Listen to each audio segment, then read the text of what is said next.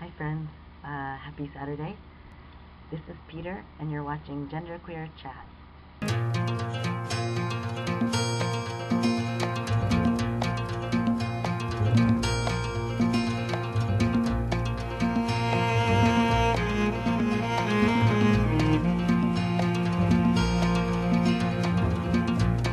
So it is Saturday, February 27th.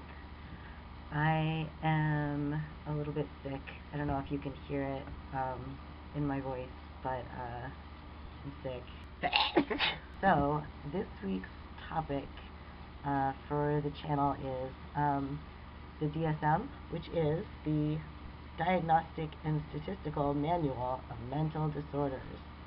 They're putting out the 5th edition soon, and they've redone some of the wording in what used to be listed as gender identity disorder, GID. Now they're going to call it GI, which I think is gender incongruency. So if you haven't seen the other videos from this week, you should go watch them for more information on the DSM.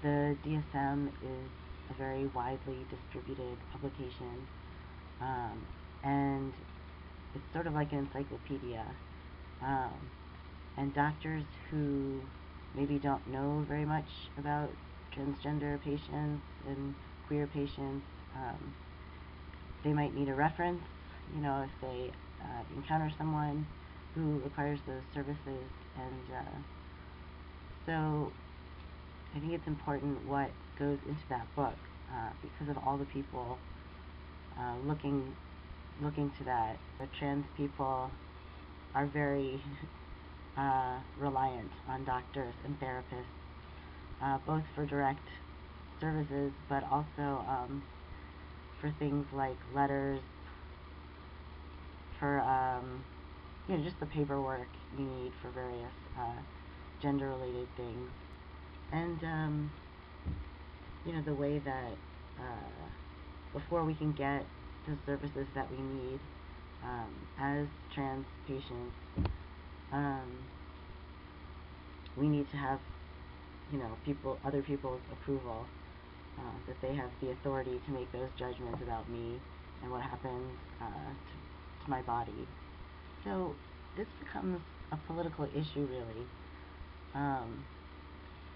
Because those of us who feel this dissonance between our external gender and our internal gender are defined as being mentally disordered. And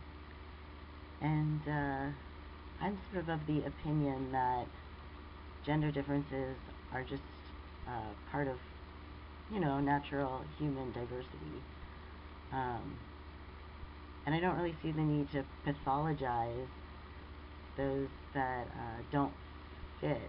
So those of us, I guess, who qualify as having this gender incongruency, I think it's important to pay attention to how our needs are being represented in the DSM, because we do rely on doctors a lot. So I think that this whole conversation brings up a lot of questions about who decides what appropriate treatment should be for a patient with GI. How do you diagnose whether someone has it, really? I mean, because it's so sort of ambiguous. I think that the GI term itself, the whole concept of it is a little vague and subjective in terms of diagnosis and like, how do you know when you're cured? I guess when you're cured is when your internal and external genders match, but realistically speaking, a lot of people will never experience that. So, the DSM sort of just pathologizes all of those people. So those are my thoughts about the DSM, I guess. Strange face with your eyes so pale sincere underneath. So, I had a story I wanted to tell about my experiences with psychologists, and it's kind of a long story. I don't think I can tell the whole thing, but basically, okay, once upon a time, when I was like 21, 21, I was at school. I was away at school, and I wrote my parents, and I told them, you know, that I wanted to transition, and that I'd been thinking about it for a while, and blah blah blah. So they freaked out, and they really wanted me to see some specialists, um, which turned out to be, you know, psychiatrists, which, but this was at Johns Hopkins Medical Center, which is like a really good medical center, and it's supposed to be a good place for trans people, and has been. They have this gender center that's existed like forever. So yeah, so my parents arranged this, you know, because I didn't really want to do it, but I was going to do it just to make them, you know, calm down a little bit. And it was like an evaluation.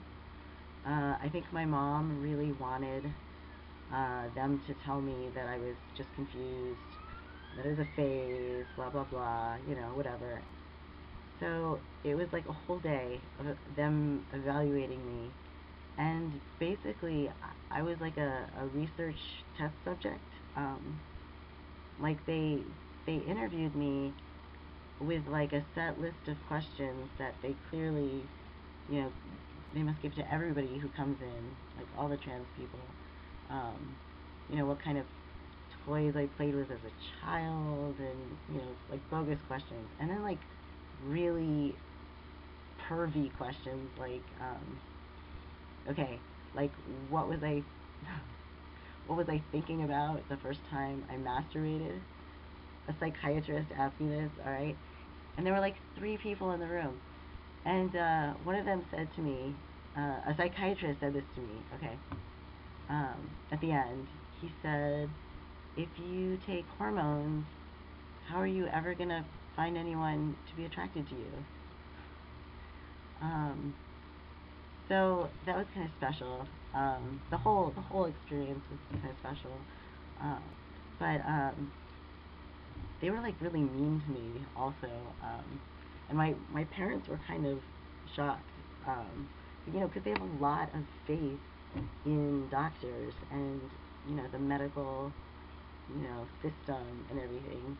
Anyway, that's really just the short version of the story, because honestly, I was there for like 6 hours. You know, so this was a bit of an emotionally damaging experience, really, going to see these psychiatrists who are there, you know, to help you with your mental and emotional well-being. They really brought me down. Like, I was not doing so good after that. And it took a while to like, it took like a couple months before I felt like normal again, which is pretty fucked up, really. I guess I just want to close by saying I really do see this as an important political issue for our community, and I think it's things like this that we can challenge and speak up. So that's all for now, I guess. Leave me comments and tell me what you think about all this stuff. Yeah. Have a nice weekend and a nice week, and I'll see you soon.